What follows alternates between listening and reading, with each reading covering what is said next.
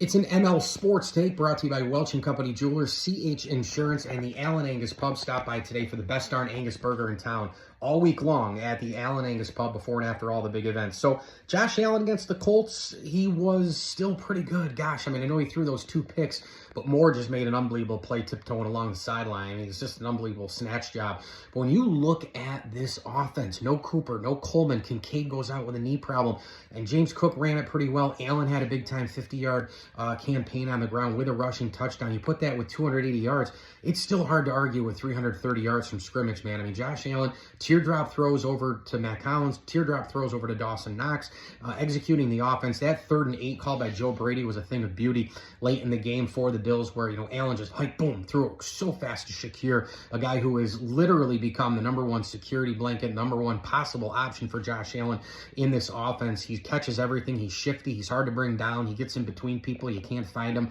His range of motion is great. His route running's terrific. His hands are terrific. His footwork's terrific. I really, really like Khalil Shakir, the late rounder, of course, out of Boise State. But, you know, look, the Bills, they wasted a lot of possessions on offense. They had a slow start again, but the defense was unreal.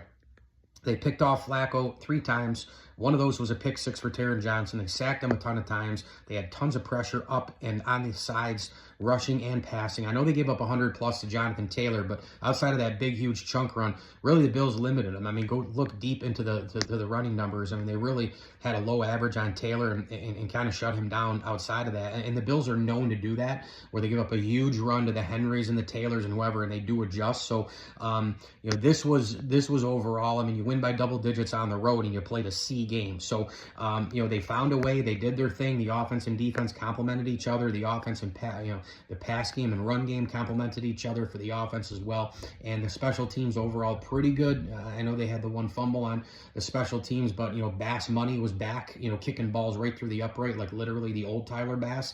And so we'll see if he's righted for good here. Big game this week for him mentally against the Chiefs. We know what happened in the playoffs last year. So just a good win, not a great win, but the slow starts are getting exhausting.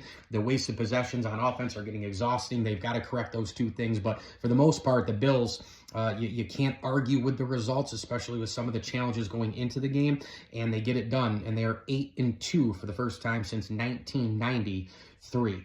Mike Lindsley here. It's an ML Sports Take brought to you by CH Insurance, Rosie's Corner, Stumble and Monkey Brewing Company, and our terrific friends at Mars Motors. Shop the lot, every make and model under 10 grand.